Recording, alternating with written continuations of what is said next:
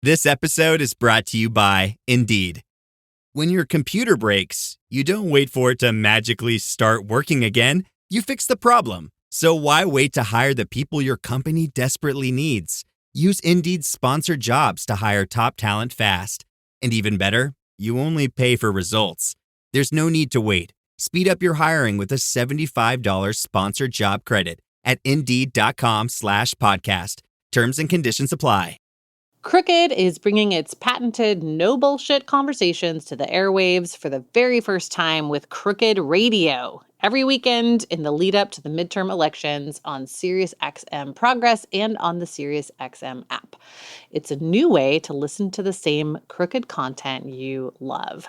Join our lineup of podcast hosts, candidates, experts, and more, including Hot Take, as we break down all the issues that matter this November, dive into the conversations shaping our current political climate, and give the only 100% correct opinions in politics. You don't want to miss this. Subscribe now and get up to 4 months free of SiriusXM. See offer details at SiriusXM.com/crooked. Hey, hotcakes, welcome to Hot Take. I'm Amy Westervelt. And I'm Mariana Hegler. Happy October. It's sweater weather, Mary. No, I'm just kidding. I know you hate that. Yeah, I do hate that. It's not sweater weather in any way where I am. It's like 80 degrees and like 55% humidity. Oh, yeah. No, that's still pretty tropical shorts weather.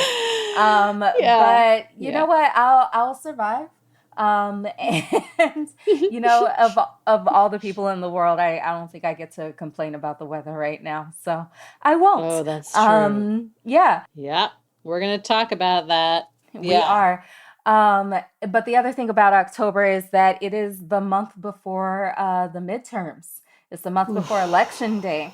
And it's almost Scorpio season, so that means I need to pull out my big book of revenge and get to work. But before that, this episode, we're going to talk about the midterms. I've got some candidates that I'm very excited to talk about. And awesome. We're going to talk about, the crazy weather we've been having all over the world, including, Hurricane Ian, the latest with that. And there's a lot going on with the Supreme Court. As I understand it. Yeah. Can you add some of those douchebags to your list, please? Thank you. It's a long fucking list, Amy. All right. So, yeah, there's a lot to talk about. So with that, I think it's time. It's time to talk about climate.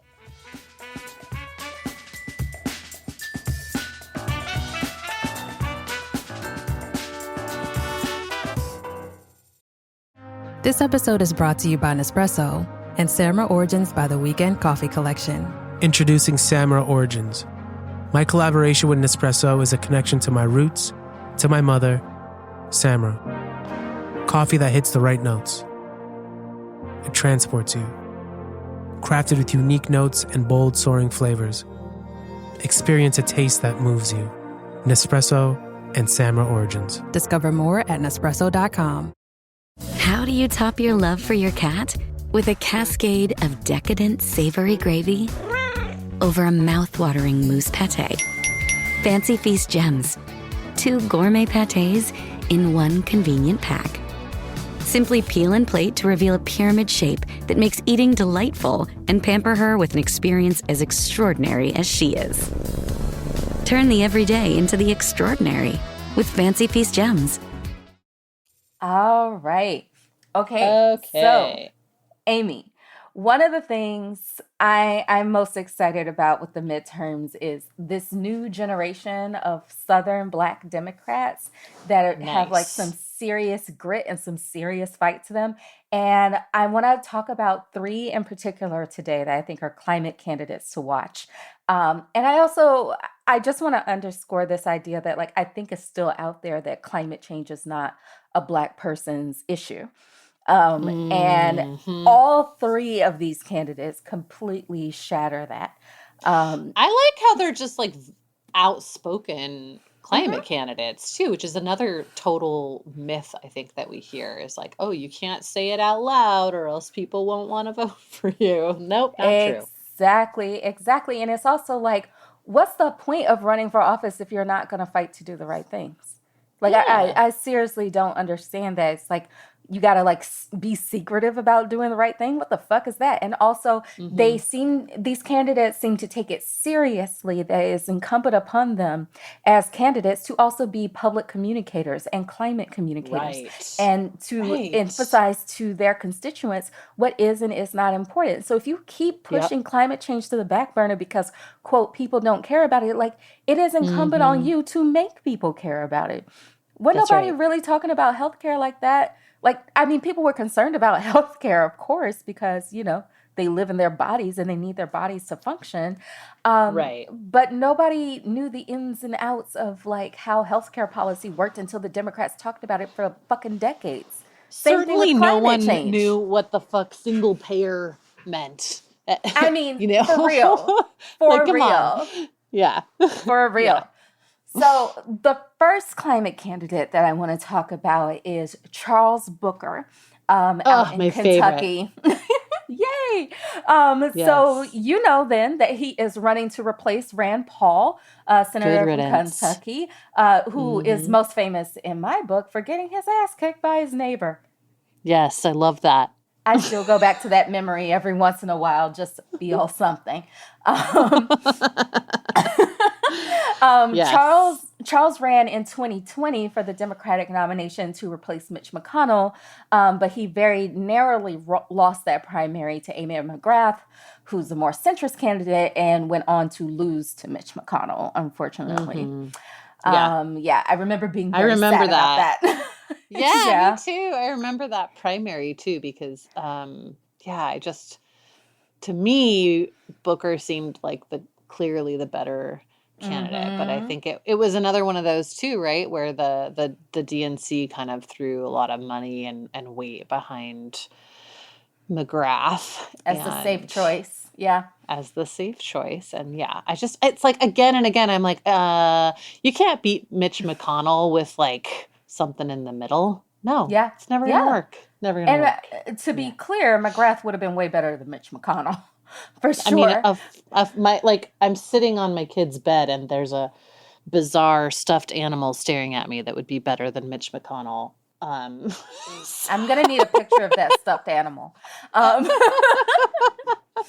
Um, but yeah, so Charles previously served as the Administrative Services Director at the Kentucky Department of Fish and Wildlife Resources. So this man is not Hmm. new to environmental protection. Like Yeah, he that's didn't just slap awesome. that. Yeah, he He didn't was like just on slap the that on the ground doing campaign. that.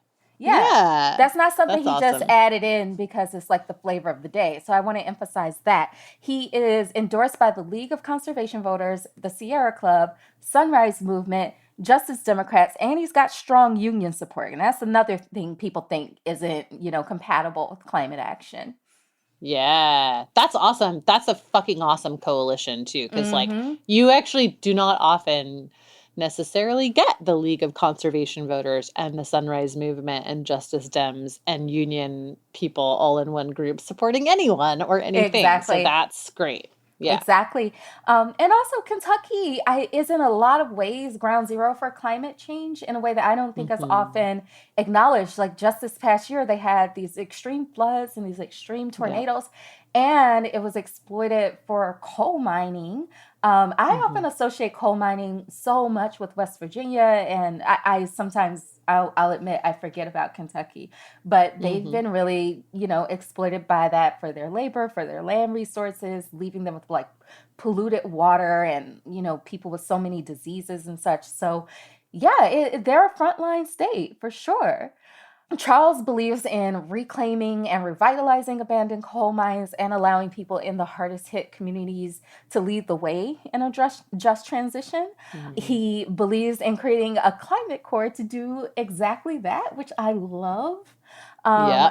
I think that sounds a lot better than just being a job creator, right? Like, because a climate corps feels more like a calling to me. Yeah, it's like coalition building, community building, Exactly. all that kind of stuff. Yeah, it's awesome. Exactly. And he's advocating for a Kentucky New Deal, Nice. which kind of like builds on the Green New Deal and, of course, the actual New Deal and makes it specific to Kentucky. And I really, really love that. So he's been out here, beating the drum and advocating for climate action. And I really, really hope to see him in the Senate because he would be the first Black senator from Kentucky. Jeez, that's wild to me, given the fact that Kentucky has a large Black population, Hmm. that they've never had a Black senator is it's kind of mind blowing.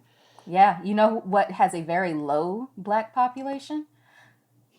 The Senate. Oh, One might painful even but say true. yeah, over the course of history. Um, Yeah.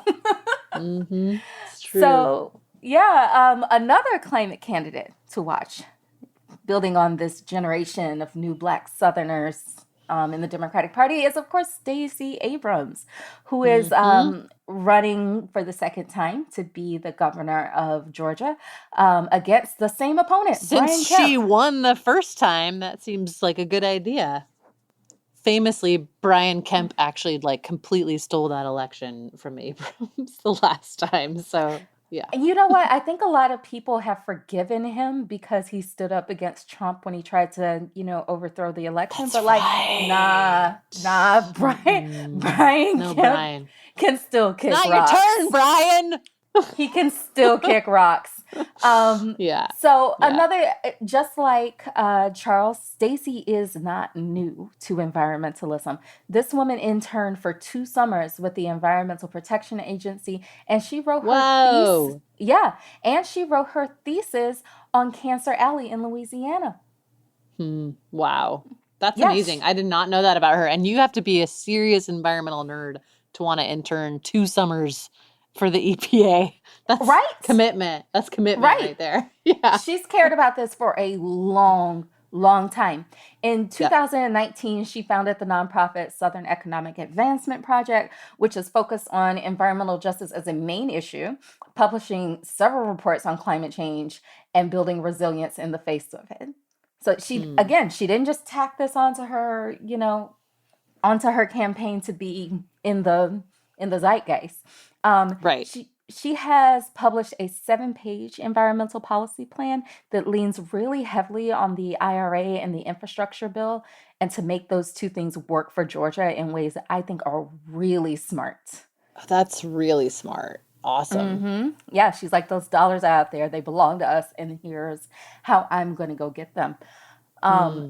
Her three main goals are better resilience in the face of climate change, creating 25,000 green energy jobs over the next 4 years, and reducing energy costs for people in Georgia. In Hmm. particular, though, one of the things I love the most about her environmental policy plan is this strong approach to adaptation.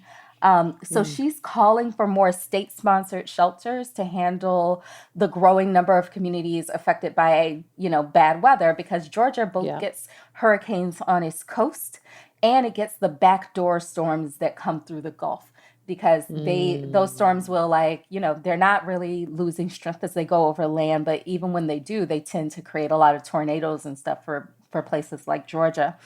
Hmm. Yeah, and so right now, the shelters and evacuation routes and all of that is not really handled in a centralized way. It's through like Hmm. local nonprofits, local governments, and then some backup support for FEMA.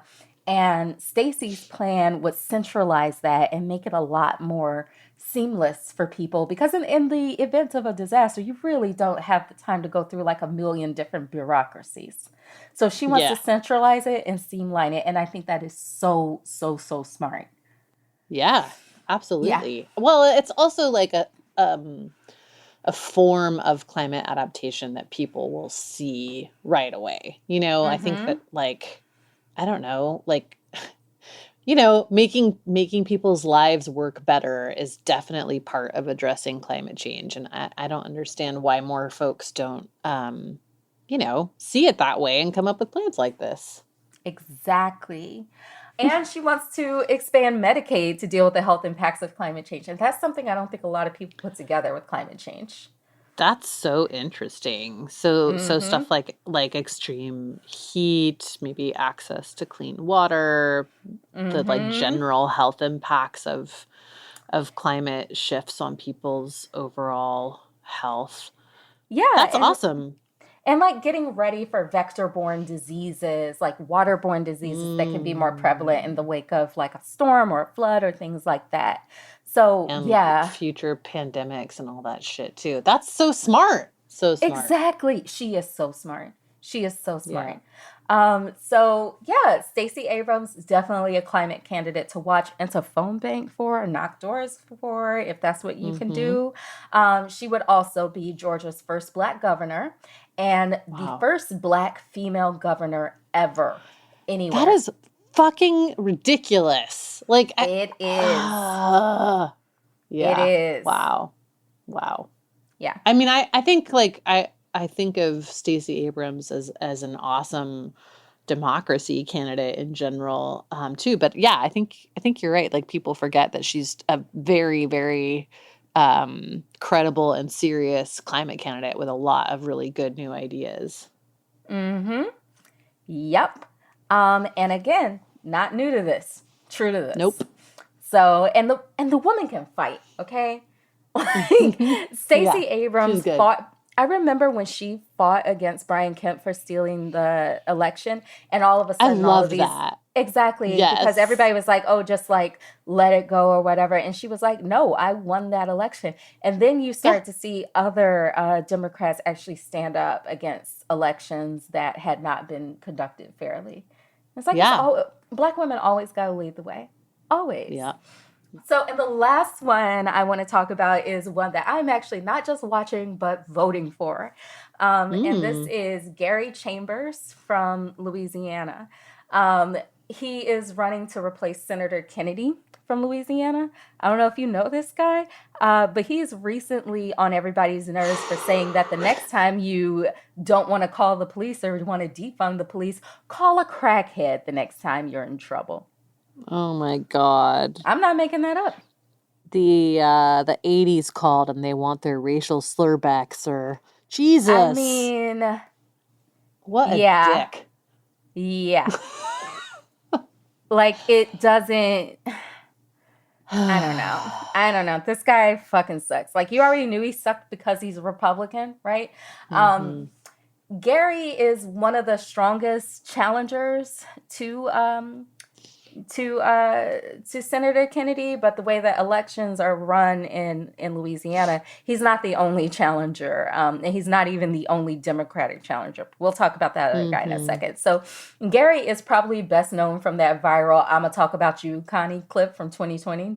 So I had intended to get up here and talk about how racist Robert E. Lee was, but I'm gonna talk about you, Connie, sitting over there shopping while we talking about Robert E. Lee.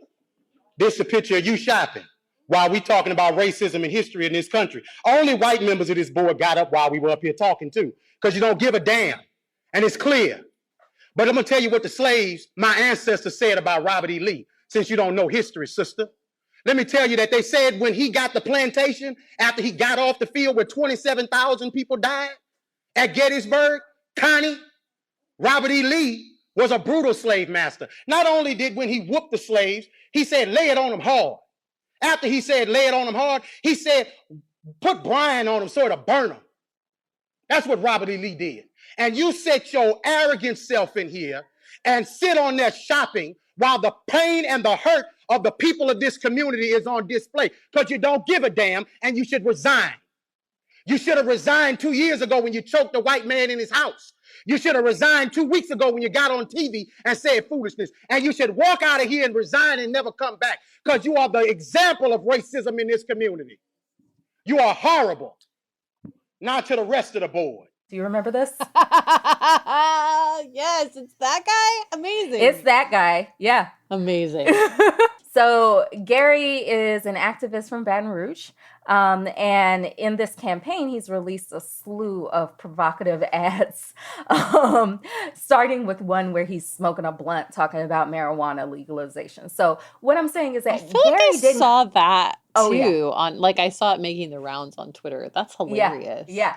The Love man this didn't guy. come to play. He didn't come to play. He didn't come to play nice. He didn't He's not you know? toning down his message to No, he's reach like, the middle. I fuck love it. that. Fuck that. I'm gonna talk about what I'm gonna talk about, right? So Yeah. I've been watching him ever since he kind of came on the scene with that blunt smoking ad, and I wanted to see what he was gonna say about climate change and environmental justice, especially since, being from Baton Rouge, he's kind of the heart of the fossil fuel infrastructure and Cancer Alley and all of that, right? Like there's no way to be from Baton Rouge and not, think about the environmental disasters of the petrochemical era. So he, like I mentioned, there's another Democrat running against Kennedy. This guy's name is Luke Mixon, and his site says that oil and gas isn't going anywhere. And I got to tell you, he lost me right there. Lost me right there. Meanwhile, Gary on his site has a robust environmental justice plan with 6 top priorities, including support for the Green New Deal. He wants to increase and enforce fines on petrochemical companies and increase community engagement and eliminate the use of eminent domain, which is something I know you know a lot about. That's amazing. Well, Yeah. I honestly, I can't imagine, even if you were like okay with the remaining, like with the existing structures there, that like anyone who claims to remotely represent that community wouldn't be like, Baton Rouge is full, thanks. No more of these facilities. Yeah. It's terrible. Yeah. Yeah. But real quick though, tell the audience how eminent domain gets used in these areas. Oh, well, eminent domain is something that the government and oftentimes in kind of partnership with private interests too can take your land. They can force you to sell your land, especially if it's something for so-called critical infrastructure, which is like a railroad or a gas pipeline or an oil pipeline or a refinery or a power plant or any of these kinds of things. So, even if you don't want to sell, even if your plan was to hold out and stand strong against the oil company, you can be forced to sell that land. So yeah, getting rid of that option would be amazing. Yep. And I'll just tell you one more thing. The thing I really love about Gary's platform is that it has a strong emphasis on public transit. Amazing. Including regional rail. And you know how close this is to my heart. Yes. I've been railing about this for a while. Like, where are the Southern Democrats who are going to stand up for the need for public transit? It's deeply disinvested in across the entire region. Louisiana actually has some of the better public transit, especially New Orleans has some of the better public transit in the South, but it's not great. It could use a lot of help and a lot of protection. It would help with evacuations. It would help lower costs for people too. It would lower costs. It would lower, greenhouse gas emissions from the transportation sector. It would clean our air. It would increase health for a lot of people. Of course, we would need accessible public transit, but it would create more. It would bring back the walkability of our cities. Southern cities used to be walkable. They had to be because everybody had no car, right? So that's right. Yeah, I love that he's focusing on that in his plan. And again, Gary would be another first. He would be the first Black senator from Louisiana. Again, absolutely incredible given the population of Louisiana. Exactly. So I, earlier this week, just went and triple checked to make sure that my registration went through. I've had the hardest time getting registered to vote. It's like a whole thing. But I triple checked. I'm definitely registered to vote, and I can't wait to vote in this election. Awesome. It's nice, right, to have candidates that you're excited about voting for. That's nice. I do want to just emphasize to folks too that, I know we've talked about this before, but especially because it's coming up. I think there's like a tendency to have a little bit of voter fatigue, a feeling like, okay, sure, you guys keep telling us to vote, but then we vote and, these big changes that we want don't happen. Yeah. And I absolutely understand that. I feel that way myself sometimes. But right now, I think especially on climate, we have a very limited amount of time. The political system we have is not going to change in a major way in the time that we have to act on climate. And the only thing that will actually move the needle in the right direction on that is getting control of Congress, especially as we're going to talk about later with the horrendous Supreme Court that we currently have. So could not be more important to vote, and especially in the midterms, because I tell you what, the way, again, that the courts are going, states are going to be absolutely where things are happening in the next decade. And we need, good climate candidates in all of those places. And we need them at the federal level too. So yeah, Exactly. I've never And really been like a big get out the vote booster, I have to say. But like right now, it could not be more important. look, as somebody born on November 4th, which is a day that is often election day, I've been Yeah. I grew up excited to be able to vote one day. People in my family have put their lives on the line for me to be able to vote. So I To am a have big that right. believer. That's right. I'm Yeah. a big believer in voting. I'm not a big believer in voting and then going to bed, which ain't nobody tell Right. you to vote and then stop. So That's right. yes, vote. It's definitely one thing to do. It is not the only thing to do, but if you can do Mm-hmm. it, do it. Yeah. That's right. Yeah. Do it. And with that, we're going to be back in a minute, all right?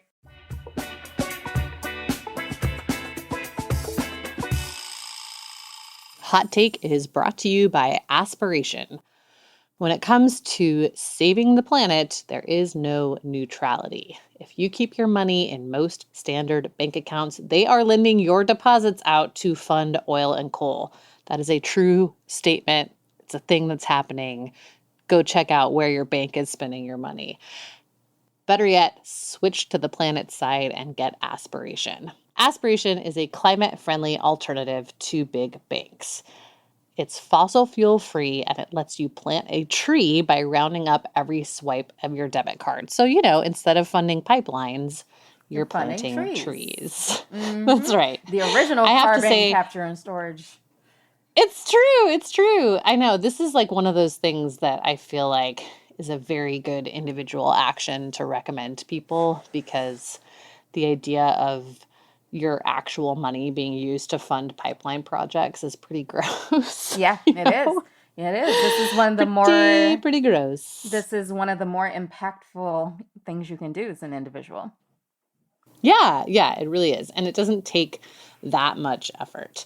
Mm-hmm. Best of all, there is no credit check, no overdraft fees, and with Aspiration, you just pay what you think is fair for your account, even if that's zero, because money shouldn't stand in the way of you doing the right thing. Make your dollars make a difference. Open an Aspiration account at aspiration.com/hot-take-debit and move your money out of fossil fuels. Open your account at aspiration.com/hot-take-debit today. That's aspiration.com/HOTTAKEDEBIT, aspiration.com/hot-take-debit. Terms and conditions apply. Now a word from our sponsor, BetterHelp. When you're faced with challenges in life, it can be tough to train your brain to stay in problem-solving mode. But when you learn how to find your own solutions, there's no better feeling. I would also argue, when life itself becomes a challenge, like from the small stuff to the coronavirus pandemic. That's for a lot of people, that's become the small stuff these days. Never ending. Exactly. Yeah. The existential dread of climate change, or just like a fight with your friend, which honestly, those things could be one of the more stressful things in your life.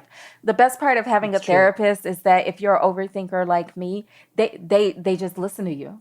They overthink with you. Yeah. And you don't have to apologize for dumping on them. You don't have to apologize for repeating yourself. You paying them to listen to you. So, why wouldn't you do it? Yes. A therapist can help you become a better problem solver, making it easier to accomplish your goals, even if those goals are just staying intact. just staying on top of things, no matter how big or small. If you're thinking of giving therapy a try, BetterHelp is a great option. It's convenient, accessible, affordable, and entirely online, which I know is a feature that you love, Amy. I do. I like that I can make it so that therapy happens at 2 a.m. if I want it to. Yep, it's on your It's good. schedule. Get matched with a therapist after filling out a brief survey and switch therapists anytime. You don't like them? Switch them out. No big deal. When you want to become a better problem solver, therapy can get you there. Visit betterhelp.com/hot take today to get 10% off your first month. That's betterhelp.com/hot take.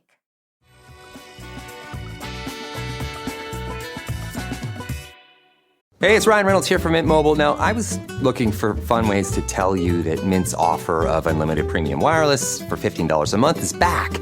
So I thought it would be fun if we made $15 bills. But it turns out that's very illegal. So there goes my big idea for the commercial. Give it a try at mintmobile.com/switch. Upfront payment of $45 for 3-month plan, equivalent to $15 per month required. New customer offer for first 3 months only. Speed slow after 35 gigabytes if network's busy. Taxes and fees extra. See mintmobile.com. Hey, Fidelity. How can I remember to invest every month? With the Fidelity app, you can choose a schedule and set up recurring investments in stocks and ETFs. Oh, that sounds easier than I thought. You got this. Yeah, I do. Now, where did I put my keys? You will find them where you left them. Investing involves risk, including risk of loss. Fidelity Brokerage Services, LLC, member NYSE, SIPC. All right. Obviously, Hurricane Ian is over, but its impact is still being felt in a pretty major way. The death toll is over 100 and still climbing. I think, unfortunately, people forget about that, you know, it's not just like the day of the storm that things happen. It's many, many days and weeks and months and years later that shit's still going down. Exactly. Yeah. Similar, all of those deaths that have been counted are in Florida. There haven't been any deaths listed in the Carolinas, and almost all of them are drownings, which that's is awful. It's God. unusual. Oh. It's unusual for that many of the deaths to be because of drownings, and that means that those are the ones that are more readily identifiable as related to the hurricane. Like you said, disaster deaths are difficult to count, and it takes a while for the official death count to be resolved. I think the first time a lot of people got exposure to that was probably Katrina and then Maria. Because I remember in the early days after Maria, it was like 64 people died, and now the death toll is about 3,000.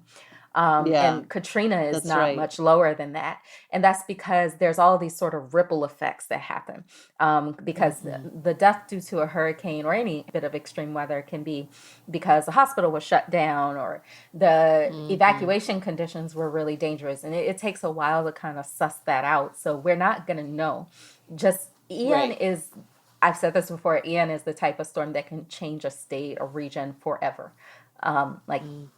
We're really not going to know how deep this goes for a while. At least 13 million people lost power too. So there again, it's like a giant number, but also, if you lose power for a significant amount of time and say you have a machine that you rely on for some aspect of your healthcare that you like can't plug in. dialysis.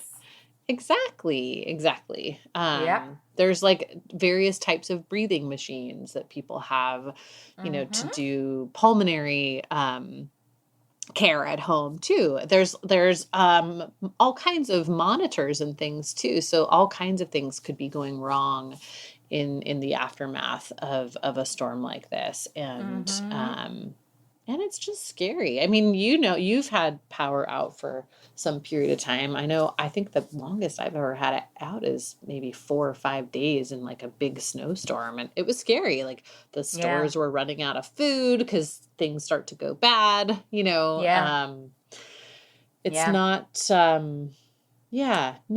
a good time. I think the longest for me was like, it was either, it's hard to remember. It was either 10 days or a week after Katrina. Wow. Oof. Yeah. Yikes. Yeah, that was a long time. Yeah. But not as long as it was in so many other places, including Puerto Rico after Maria. That was almost a year. Oh, I mean, Almost a absolutely year. outrageous. Yeah. There's still places in Puerto Rico now that are continuing to be without power after Fiona, which was the storm that came before Ian, too, Mm-hmm. right? Yeah. And I do want to mention that the entire island of Cuba had a blackout in Hurricane Ian too, which is also terrifying, absolutely Mm-hmm. terrifying. Right. Which brings to another point is that Ian made 4 landfalls. Oof. Which is not that's not terribly unusual because hurricanes will go from island to island in the Caribbean. But to Mhm. make 2 U.S. landfalls is very Mm. strange because one was on the other side of another state. That's very That's so unusual. weird. And then it was Yeah. like, and it remained very strong too, right? Like a lot of precipitation, um, a lot of Yeah. power. It lost a lot of its strength. That first time it hit Florida, or the Mm. landfall in Florida was by far the strongest it ever was. But it went down to below hurricane strength and then went back up to hurricane strength once it got back over the Jesus. Atlantic, and then it went to the Carolinas. And I can't stress how unusual that is. I mean, by conventional hurricane wisdom, by climate change hurricane wisdom, okay, that's a whole other ball game. But yeah, it was very strange. Yeah. Yeah. Yeah. Another Hurricane Julia just hit Nicaragua yesterday. I actually Mm-hmm. was bracing for that one here in Costa Rica, and then it sort of just missed us and went to Nicaragua. Um, Yeah. Again, very, very dangerous. A lot of flash floods and mudslides, and they just had quite a few big storms last year and the year before too. So it's again this thing of, you know, you used to maybe get one every few years in some of these places, and now you're getting not only storms every year, but like major hurricanes and sometimes more than one in a season. And Yeah. a lot of these places haven't had time to recover from the last one before another one hits. Yep. So, Yep. yeah. I think they're gonna have to redo the categorization of hurricanes because Hmm. a category Hurricane Fiona was a category 1, but like you need to adjust that rating for the infrastructure of the places projected to hit. You need to adjust it for how Hmm. wet it is. You need to adjust it for, you know, because the category really only does the wind.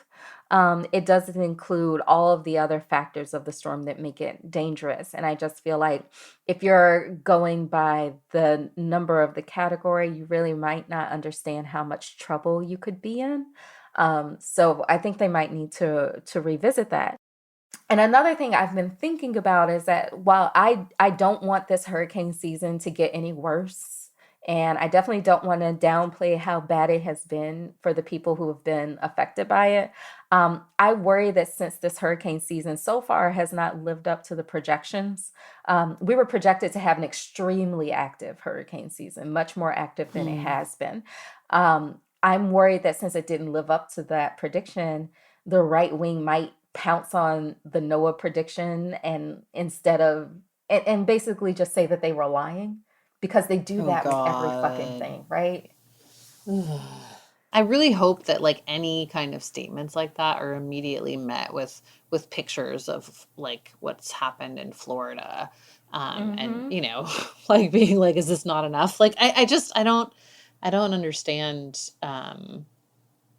I don't know. I mean, it's not, there's nothing to understand. It's a bad faith argument. It's totally disingenuous. They know that, um, you know, predictions are never 100% accurate, and that doesn't mean that their lies are made up or that the science is It's a faulty or any hoax. of that. Yeah, Yeah. they're just saying it because they're playing a political game, but yeah.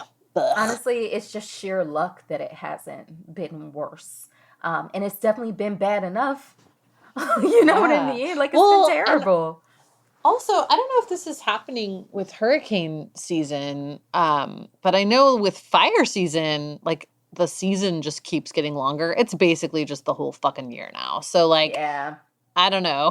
The idea that like these weather patterns are going to continue to follow the same patterns that they always have seems pretty unlikely. And like, who knows what we could see, Yeah. as the rest of the year goes on. So, yeah. Exactly. And part of getting prepared for that and pushing back on those sorts of arguments requires us to learn how to talk about climate change a little bit better. And, just quick plug, I wrote something about that. Yes. We can move on. Like I slid that in there. That's nice. That's nice. We'll link to it in the show notes. But yeah, I thought that was great. That like the way that the media covers these issues, just it needs to get better, and it is starting to get better. We see a lot of improvements, and we talk about them on this show. But yeah, I really feel like the media needs to step up its game and learn how to cover this stuff. Mm-hmm. Yep, for sure.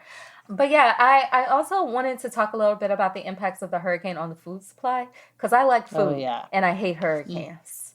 Yeah. Yeah. Yeah. So- Well, it's important, right? It's not just that like, oh, there's immediate short-term food problems when people can't get into grocery stores or grocery stores can't get deliveries, but also these really long-term impacts where crops are destroyed.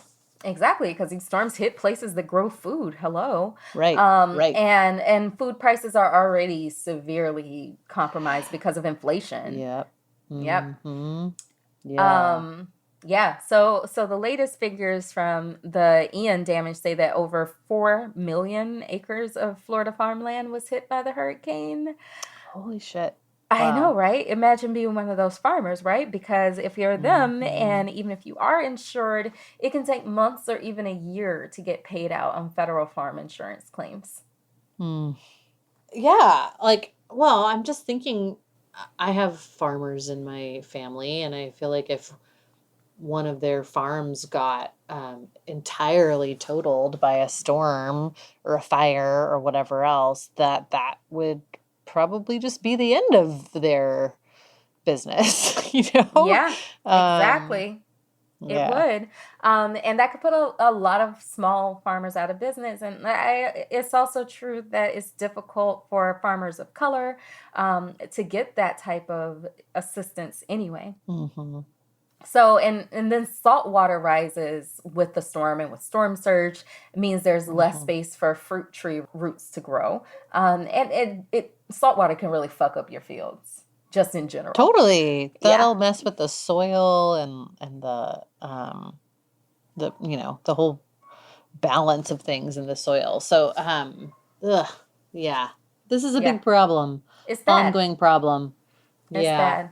Yeah. It can affect things like oranges, of course, from Florida, and tomatoes, something I love a lot. So, yeah, these are like staples in people's diets. So, yeah, something to keep an eye on. Also, another aspect of this is that Florida is a pretty major user of agricultural chemicals, including a lot of fertilizers. And when those fertilizers get washed out in a storm, you have a giant red algae problem. Oh, motherfuck. Yeah, Florida has this thing all the time called red tide, which I don't know. Do you get that in Louisiana too, from like agricultural runoff in the ocean? It's really fucking I don't know. gross. I feel like some of everything's running off in Louisiana with all that oil. So. It's gross. It actually does look reddish, like rust color. Basically like the chemicals help a certain type of algae to bloom, and then it makes it so you can't even go in the ocean, and it also kills off a bunch of fish and other marine life. It's quite bad, very bad. So it's just like, I don't know. Again, I feel like, we talk about these big extreme weather events and the immediate aftermath, but there are these layers of things that happen that continue to affect a place for a very long time. Yep. Yeah. Okay, let's take a break and then let's talk about your favorite place in the world, the Supreme Court. My favorite place to hate? Yes, let's get into it.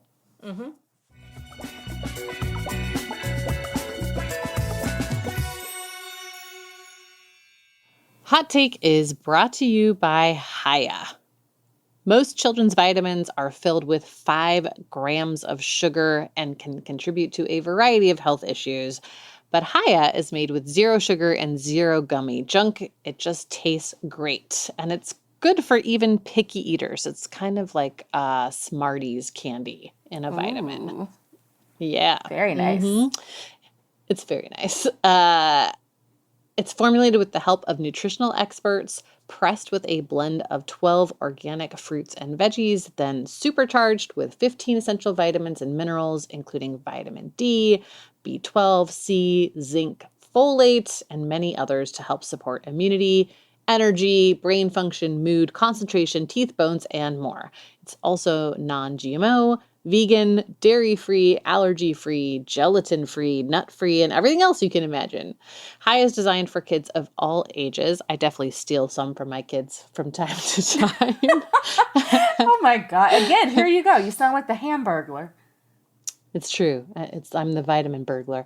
You also get actually these really, really cute bottles for the vitamins with your first order, and then they send you eco-friendly refills every month, which is very cool. Very nice. We've worked out, yeah, they're honestly very cute. We've worked out a special deal with Haya for their best-selling children's vitamin. You can get 50%, that's 50, folks, off your first order. To claim that deal, you have to go to hayahealth.com/hot. This deal is not available on their regular website. Go to hayahealth.com/hot and get your kids the full body nourishment they need to grow into healthy adults. Hot Take is brought to you by Outerknown. Outerknown was founded by pro surfer Kelly Slater to make clothes sustainably. Sustainability is not something that Outerknown takes lightly. It's literally why the company exists. Outerknown offers women's and men's clothing where style meets sustainability. Outerknown takes care of the planet by using only organic, recycled, and regenerated materials, and they take care of the people who make their clothes by providing safe working conditions and a fair living wage. Because what's the point of saving the planet if you're just going to treat people like shit? It's true. Yeah. It's amazing to me how many people leave that part out. It's very, very cool that Outerknown does this. Right. As you know, I have been lamenting the fall of temperatures down south. All the way to 65. We haven't reached 65 yet, Amy. Calm down. It's been in the 70s a couple of times. And I'm freaking out, but I have very cute jackets now from Outerknown, and they're very, I feel a little bit more equipped to face the tundra of the winter, like especially when it starts to get down to like, oh my God, the 40s. I'm not even lying. I'm not leaving the house when it gets to 40s. I'm not leaving the house when it gets to 40. I'm just not. Wow. Shut up. Fall is here, and Outerknown is the perfect place to update your wardrobe with their best-selling blanket shirt or any one of their many sustainably sourced cashmere sweaters. Because apparently it's sweater weather, and some people like that. Fucking freaks. You know, I love a cashmere sweater, and I always feel I haven't been able to buy a new one in a very, very long time because they're not sustainably sourced for the most part. I only ever get them at thrift stores, which is also good. You know, it's a good thing to do in general. But I love that these guys figured out how to sustainably source cashmere.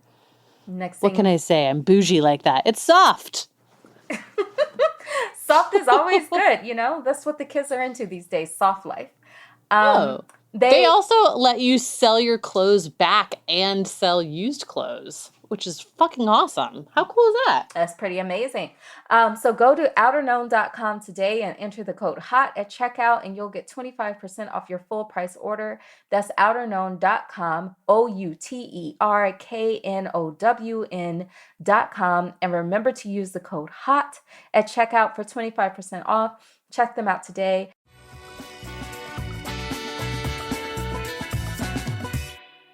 Okay, so The Supreme Court is back in session, Mary. I'm so excited. Oh, God. It's Should I so not be? bleak. It's so bleak.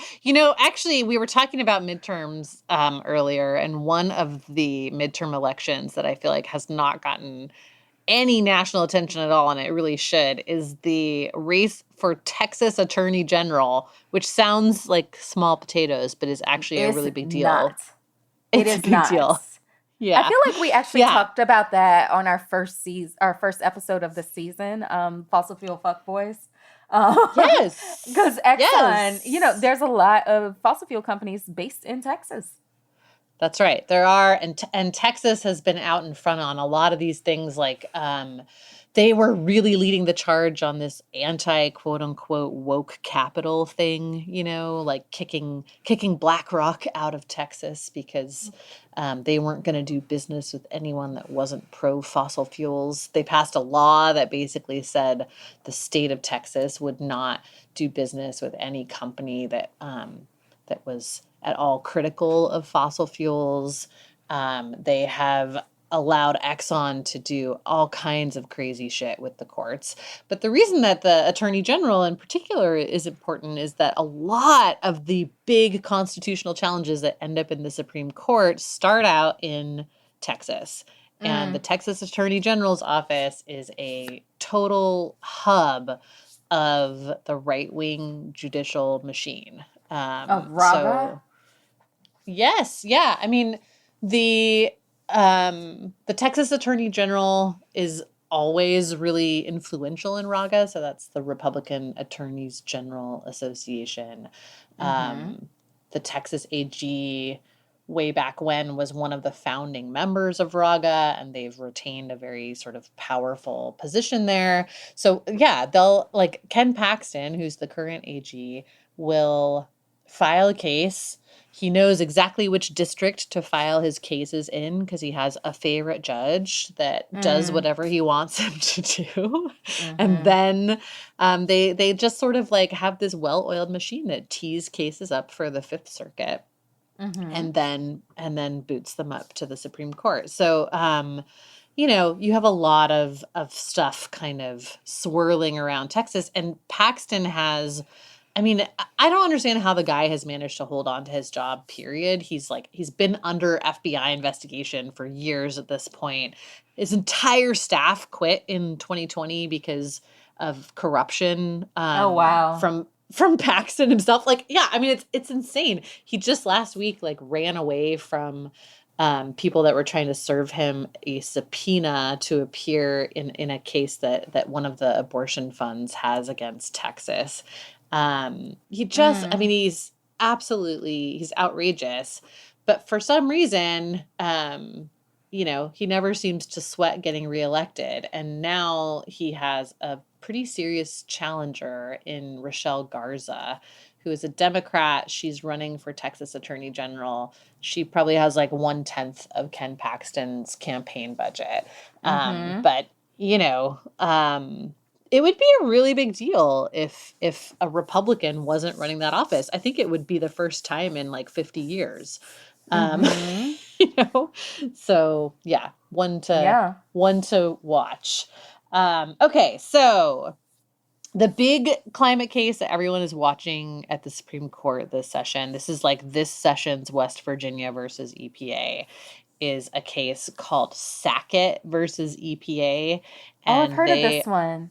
Yeah. Go ahead. So this is a couple that has been suing on this issue for a while, but as with most of these cases, this is not this couple was actually mad about this thing and decided to sue. It's a bunch of right-wing entities went out looking for plaintiffs that could bring this suit, and their entire intention is to kind of whittle away the Clean Water Act. So last session we had the Clean Air Act on the chopping block. This session we have the Clean Water Act. And, Pause. Yeah. I'm sorry. Is there any better indication that the Republican Party is a death cult than that they want dirty air and dirty water? Yeah, it's these people honestly hate you.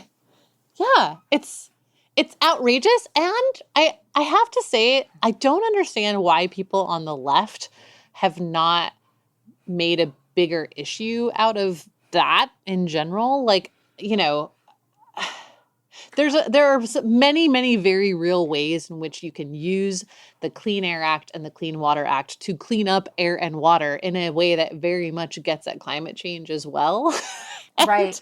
And I don't know why we're not doing that more. Exactly. Yeah. I think the other thing to understand is that the opposite of clean air is dirty air. The opposite of clean water is dirty water. That's not water anymore. That's not air anymore. That's just poison. That's right. Yeah, that's right. Yeah, I mean, they will, like, I don't know, like, why are Democrats not forcing Republicans to make arguments about, like, you know, why dirty air is okay? You know what I mean? Like, Because they will, like, sense. a lot of, make it make sense. Exactly. Yeah. So, this case, it's a fairly smart legal strategy. They, on their part, instead of coming right out and saying, we want to get rid of the Clean Water Act, or we want to, you know, reduce the ability of the Clean Water Act to actually keep water clean.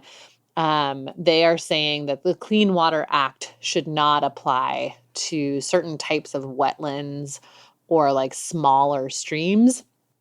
This is insane if you know how water moves. Like, you can't protect a large lake or a large river if it's no holds barred upstream. Yeah, you know because the thing about water, about water is that it flows. Exactly. Yeah.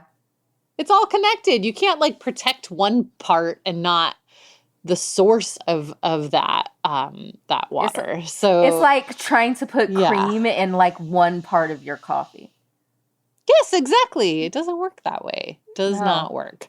So this is something, I mean, it's kind of a thing that the right, and particularly various polluting industries like the fossil fuel industry, the big ag industry, the petrochemical industry, all the people who would like to be able to have fewer regulations on water pollution and also be able to fill in wetlands wherever they want have been kind of pushing this argument for a while. I will say that oral arguments happened in Sackett last week, and a couple of the conservative justices actually seemed like they would maybe like go on the side of letting water scientists tell us what needs to be protected instead of like conservatives just deciding what is and isn't a wetland. So that's somewhat promising. You know, we could maybe see something not terrible there. The other like really big one this session is called the National Pork Producers Council v. Ross. Okay, yeah, let's do this. What's going on with the pork? So yeah, this one is challenging a law that California passed that mandated that any pork that is sold in the state of California has to come from animals that meet a very low bar for humane treatment. And that bar is basically that the animal can stand up and be able to turn around. And the national, it's fucking gross. And the National Pork Producers Council is saying that this violates something called the Dormant Commerce Clause, which basically is like, given the fact that, you know, Congress is supposed to regulate interstate commerce, if a state passes a law that affects interstate commerce in some way, which this theoretically would, because California is saying, you know, we don't want, you know, pork that has been raised this way in our state. So that could, given the size of California's market, kind of dictate terms to other states. They're saying like this violates this kind of very squishy interpretation of how the interstate commerce laws are supposed to work. So that is interesting in its own right, like, you know, has a lot of implications for food supply and animal welfare issues, but also there's a concern from a lot of climate folks that if the Supreme Court rules in favor of the pork producers, that it could mean the same argument could be made to knock down renewable portfolio standards Yeah. in various Yeah. states. So that's something that it's actually an argument that's been made that, because if you have a renewable portfolio standard, which is basically like a target for a certain amount of renewable energy on your state's grid, that impacts the rest of the grid, which could impact energy in another state. So, yeah, there's a lot of folks watching that one. Yeah. I mean, I gotta say, the climate implications of this are really scary. But also, I know we talk a lot about not boiling environmentalism down to just the animals, but I still care about the animals. And pigs are like, they have an emotional intelligence. I think we've a lot of folks maybe think that they don't feel pain, that they don't feel fear or emotions, but they definitely do. Pigs are about as smart as like a 5-year-old child, I believe, or at least a 3-year-old child. So it's incredibly cruel and it's incredibly unnecessary. I'm not a preachy vegan, but there is no reason we need to treat animals like that in order for people to eat meat.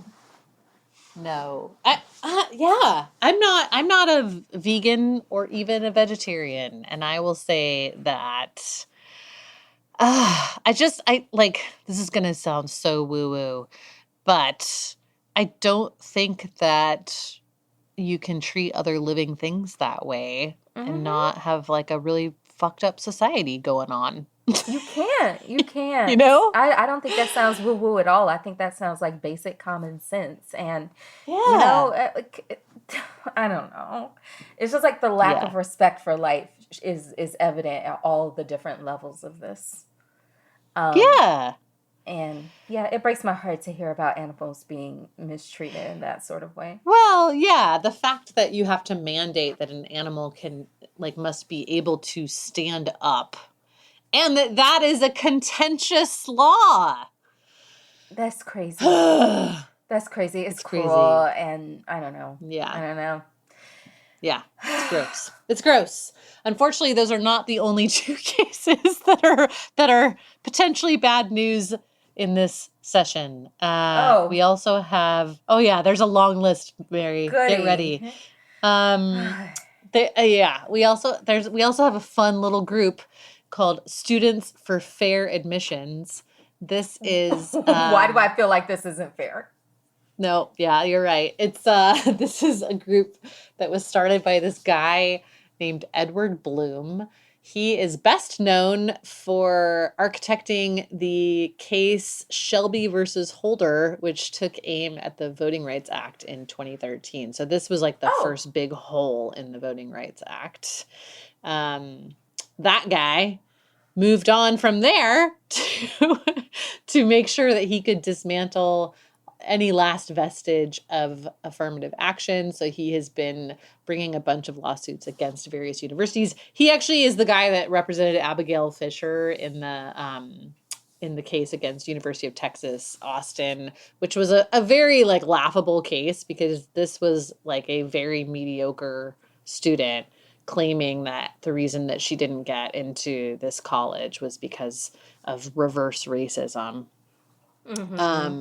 That case was not successful at the Supreme Court, but now he is back with two new cases.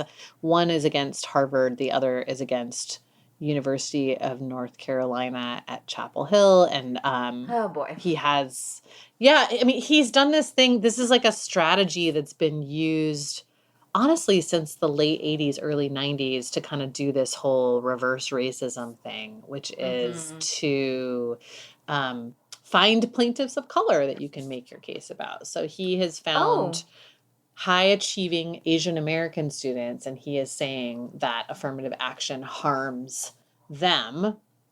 This is a strategy that I actually Clarence Thomas came up with back in the late 80s and this fucking guy and encouraged a bunch of right-wing lawyers to to go out and build cases around. He was like, no, guys, stop with the reverse racism thing is dumb.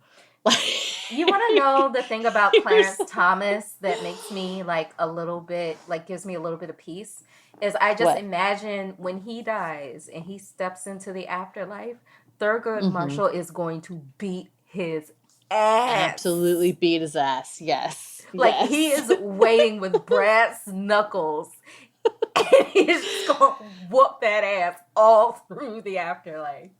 I'm just like, oh my God, this guy is the worst. Like, actually, honestly, Clarence Thomas's fingerprints are all over every fucking case this session. And it's really like this argument that's getting made in the Students for Fair Admissions cases. It also comes up in Merrill versus Milligan, Brackeen versus Holland. We're going to talk about those cases in a second too. But it's this whole idea that like the Equal Protection Clause of the 14th Amendment, which is supposed to, guarantee equal representation under the law, is supposed to be quote unquote race blind. This is like a real Clarence Thomas special. He's really into this idea that like equal opportunity doesn't guarantee equal results, and that you shouldn't there shouldn't be any need to sort of systematically address a century plus worth of structural racism. That basically, like, it's really weird. Like, there's this real magical thinking around it that, like, as soon as slavery was abolished and everybody had the right to vote, that was the end of needing to fix any discrimination in this country. And, like, everything after that is just like down to people's own, individual skills and merits and whatever. Like as though none of that history had any impact. It was all wiped away with the stroke of a pen. Yeah. You know who else wild. is going to be waiting to whoop Clarence Thomas's ass? Who? His grandfather who raised him, who was a big advocate for civil rights. Yes. Oh my God. Yes. Yeah, he is just a uniquely terrible influence on the law in this country. Anyway, so the reason we're talking about, Students for Fair Admissions and their cases is that there is some concern that if the court rules, not necessarily if it rules in favor of Students for Fair Admissions, but like depending on the actual wording of the ruling and what sorts of things they invoke, that it could have an impact on federal environmental justice programs and how we look at those programs and how I don't know, this idea that, if you say that it's correlated with race, then all of a sudden that's going to invalidate your program or it's going to land your program in court. So that's awesome. Yeah. Yeah. So I want to just mention the two really big democracy cases, which are Moore versus Harper. So you might have seen some stuff about this online. I feel like there's been more and more kind of percolating up about it. This is basically this idea that independent state legislatures should be able to kind of do whatever the fuck they want with federal elections. This is very, very scary, especially in the wake of everything that happened with the last election and the January 6th insurrection and all of that. Like this is kind of the thing that the big lie folks have turned to as a way to, make it possible for states like Arizona, for example, to be like, well, we just don't believe these results. Or we don't want to allow mail-in voting, so we're just not going to allow it here or whatever. So that's very, very scary. Kind of important. It's pretty freaking important. And obviously, why are we talking about this on a climate show? Because you can't have climate policy without democracy. Well, you can have climate policy without democracy. You can't have good climate policy. You can't have climate justice without That's right. climate policy, without democracy. That's right. And so, Yes. yeah, you You don't can, want to, yeah, you that's want that right. problem. That's right. That's right. Yeah. Yeah. The other big one is Merrill versus Milligan. This is the Alabama voting rights case. The argument, this again is another area where this whole is the 14th Amendment race blind or not question has come up. The Solicitor I'm sorry, General of huh? Alabama. Yeah. The Solicitor General of Alabama was arguing that Alabama's redistricting map, which basically concentrates all the black voters into one district and waters down the number of black voters in all the other districts to kind of Yup. effectively minimize the power of black voters in the state. Mhm. The Solicitor General of Alabama is saying, well, the only way that we would end up with a map that doesn't do that is if we did take race into account, and that would be in violation of the Equal Protection Clause of the 14th Amendment. That's the argument Oh that my they're making. God. I want to scream. Okay, Yeah. folks, I'm in Birmingham right now. And just like Yeah. thinking about, you know, how many people risk their lives for the right to vote in this very city. Yeah, so like the one sort of silver lining in this is that Justice Ketanji Jackson actually shot down this argument in the most brilliant way, where she actually went and did the thing that the conservative justices do, which is to be like, the framers said that this law, like they like to sort of make this so-called originalist argument, and she said, actually, there's very clear documentation that this was not supposed to be race blind, that actually the entire intention of this law was to address racial bias from the past, and therefore it could not and has never been quote unquote race blind. I was like, yes, yes. We'll see, we'll see what the court ends up doing with that. But yeah, this is bad news. This is very, very bad news. Yeah. And so do we have a timeline for when we might hear the verdict on any of these? They will start, let's see, they will be continuing to hear oral arguments through October and November, and then we'll start to hear decisions like in December and into January of next year. So yeah. I like, there's just one more I want to mention, and that is Brackeen versus Holland, which is really threatening Indigenous sovereignty.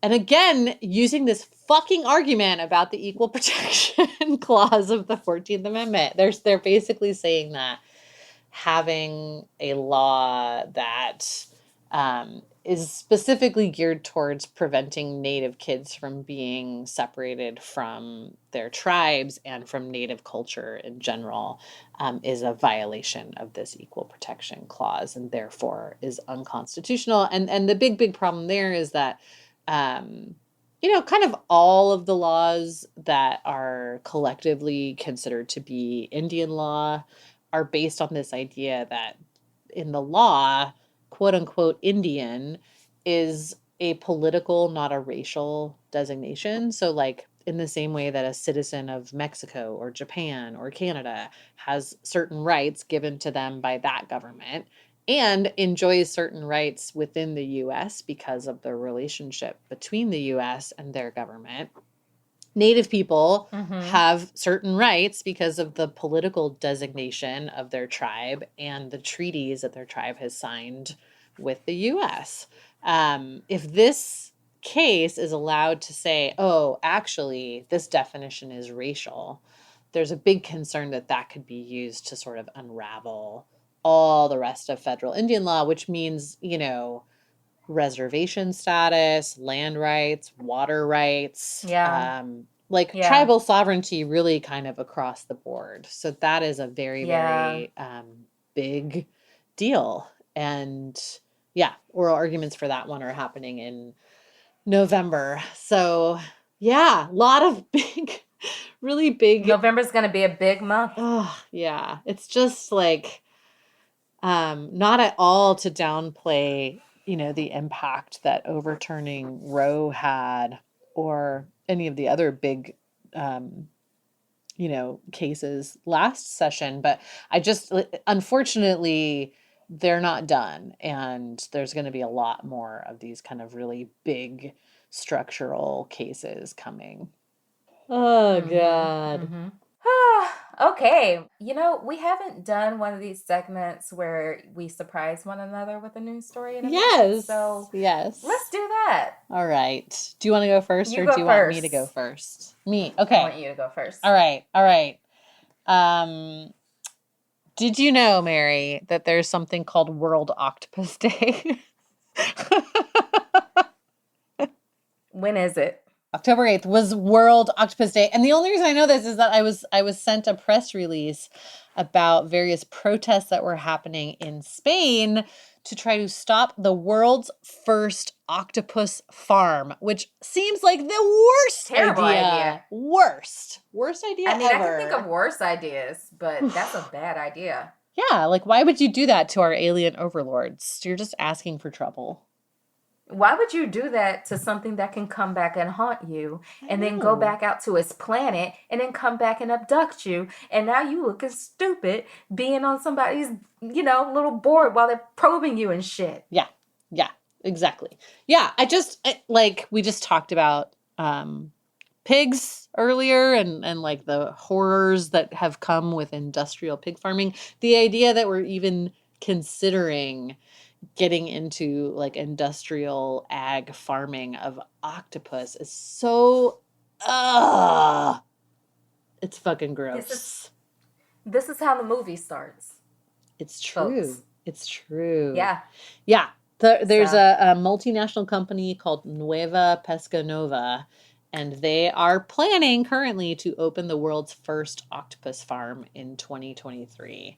So there was a big nationwide protest in Spain on World Octopus Day, October 8th this year, to protest that farm. There were also partner protests in 20 other locations, including Buenos Aires, Edmonton, Gran Canary Islands, Tel Aviv, Toronto, Mexico City, and Mumbai. So yeah, I can't. Y'all can go on farming octopus. You can farm octopus if you want to. I'm gonna stay far, far, far away. Yeah. Octopus are like smarter than us. So good luck with that, guys. Good luck. Yeah, or maybe just don't. Don't do it. Yeah. Yeah. Oh boy. Thank you for giving me something else to have nightmares about. I really appreciate that so much. But you know what? Maybe my surprise for you will give you a little bit of a nightmare. So I'm going to talk about the mental health of natural disasters on children. How about that? So there's a study published recently in the Journal of Childhood Psychology and Psychiatry. I read about it from Darna Noor's study in Boston Globe, friend of the pod. So this study said that children who were in the womb during the Superstorm Sandy in 2012 were at substantially increased risk of developing depression and anxiety, as well as attention deficit and disruptive behaviors disorders in early childhood. Is that because of like the stress hormones that are released when, of course, you're going through something like an extreme weather event or evacuation or whatever would impact a fetus? I mean, a mother being stressed out is never good for a child from any, and in the event of natural disasters, often the mother is in fear of her life. That's never good for a baby, right? So this study analyzed 163 preschool-aged children in New York City whose mothers had lived in parts of New York City that Sandy hit particularly hard. The researchers examined the children's health records and interviewed their parents each year after the storm. 66 of the children were in the womb during the hurricane, and the remaining 97 were born before the storm or were not yet conceived. Wow. So each of the children's parents experienced some form of trauma during Sandy. Half were forced to evacuate in the storm's wake, and another tenth evacuated before it touched down. And the remaining ones opened their homes to other people displaced by the storm. So here's something weird. The impacts or, the effects on the children varied by sex. So researchers found that female children were at far higher risk of developing anxiety disorders, while male children were at increased risk for attention deficit and disruptive behavioral disorders. Wow. That is fucking fascinating and also terrifying. Yeah. And also kind of predictable, right? Yeah. Yeah. So this is part of a growing body of research that looks at the impacts of extreme weather on children. There was a 2019 paper that found pregnancy complications increased by 17% shortly after Sandy. Wow. With the highest increases, of course, being among uninsured people and people of color. And then there are these other stories or other studies that linked extreme heat to gestational diabetes, premature birth, increased risks of stillbirth, and low birth rates. So, we don't even know what all of the impacts of climate change are going to be to health at this point, which I'm sorry to bring it all back full circle, is why I love Stacey Abrams' environmental policy. Yes. Because it ties in Medicaid, because you kind of got it. Yes. So, yes. yeah. So smart. It is so smart. God, that's so upsetting. Bad. I know. It's bad. Oh, jeez. Yep. I like that we both came with really depressing surprises for each other this week. Yeah, no, yours was just terrifying. So, with that, I think that's enough for this week. Yeah. We'll see you guys next time. Next week. Hot Take is a Crooked Media production. It's produced by Ray Pang and mixed and edited by Jordan Cantor. Our music is by Vasilis Fotopoulos. Leo Duran is our senior producer, and our executive producers are Mary Anais Hegler, Michael Martinez, and me, Amy Westervelt. Special thanks to Sandy Gerard, Ari Schwartz, Kyle Seglin, and Charlotte Landez for production support, and to Amelia Montooth for digital support. You can follow the show on Twitter at Real Hot Take, sign up for our newsletter at hottakepod.com, and subscribe to Crooked Media's video channel at youtube.com/crookedmedia.